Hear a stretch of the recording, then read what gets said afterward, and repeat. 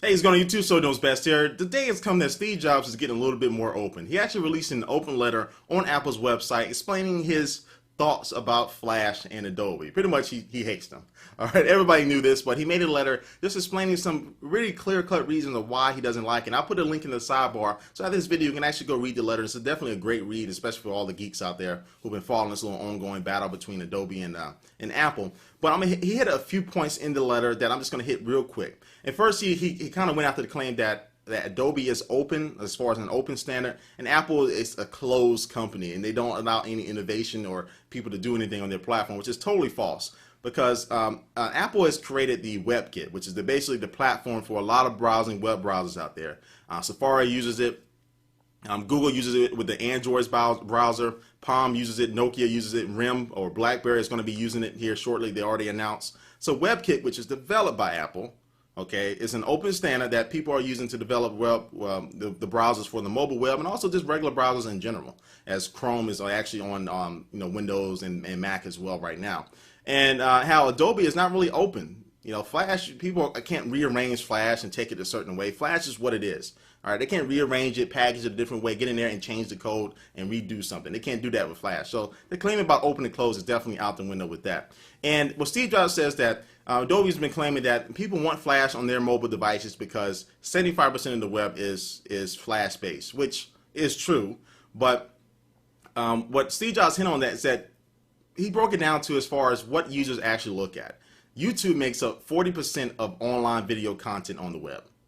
YouTube makes up 40% and growing 40% of the video that you're going to be watching on YouTube. So so it's pretty much a 50-50 chance if you're watching any type of video on the web, you're going to be watching on YouTube. And YouTube has created great application for the iPad, iPhone, iPod Touch, the YouTube application, which you're going to be using anyway. That's an easier, better way to browse YouTube videos than actually open up the browser and actually go into it itself. So YouTube has already created apps, so they're already on board. But other websites like CNN, Hulu, all these other major websites that most people visit are going to already change over to HTML5 or making that transition. So nobody can sit here with a straight face and tell you that HTML5 doesn't run better than Flash. Nobody can say that with a straight face. Flash sucks compared to HTML5 definitely as far as performance. And so when Steve Jobs hit on performance-wise, performance, first we'll hit this. Flash on the Macs as far as desktop and laptops, Flash is the #1 reason why you have a bad experience on your Mac.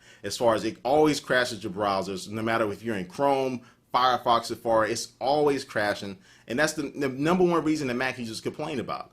And Steve Jobs says Adobe has done anything to address this, now they're coming out recently with some Flash is going to be able to adapt some of the GPU or your graphics card to help run it, but that's really sad that it has to do all that to do it. I'm glad they're finally doing it, but that's sad they got to tap into your GPU just to run Flash on a web browser. It kind of sucks. But anyway, it just hasn't been performance-wise, just hasn't been that good. And then again, with the security performance of it as well, Symantec, which makes Norton antivirus, they came on and said that Flash is one of the most unstable and has one of the worst security records in the history of Flash. Is one of the worst security records. And this is a security company. That's all they do. No relationship to Apple. They came out and said that, and it is true. Most hackers and all these people are putting these embedded in Flash and all this stuff because it's so easy and it's so everywhere, widespread, that nobody hasn't addressed those concerns yet. So Steve Jobs, I really look at Steve Jobs and Apple, what they're doing by making this stand of not allowing Flash on these devices. They're basically doing what your parents do, right? Now, when you were younger, your parents sometimes forced you or made you do something. But after you actually did it, you realize that, yeah, that was the best thing forward. That was the best way. And you didn't know that at the time, but at the time when they made you, and they told you that you had to do that thing, of course you looked at them as the bad guy, right? So well, they must hate me. Why are they doing this to me? They're trying to make my life miserable. But at the end, you realize that it was the right thing, and that's what Apple is doing. The consumer doesn't always know what we want. As consumers, we don't always know what we want, but it's innovators who take the time and think about something and make that decision for us, and then eventually we realize that. I found myself a lot of times been like, I've seen a product, an infomercial, something real stupid, like the slap chop, that stupid thing. And you'd be like, well, why didn't I think of that? Why didn't I think of that? Everybody said that stuff to themselves. Said that to themselves sometimes, but it's basically because it's that person's job. That person is good at that. So let them innovate And what Apple is doing is that, people don't realize that H.2 or HTML5 is going to be the new web standard. It's definitely better for it. They're kind of forcing us to make that transition. This is forcing developers and the major websites to make the transition to that, and I'm happy for it. So and then battery life sucks. I played with the Flash browser on the Droid, of course the Android, the Droid,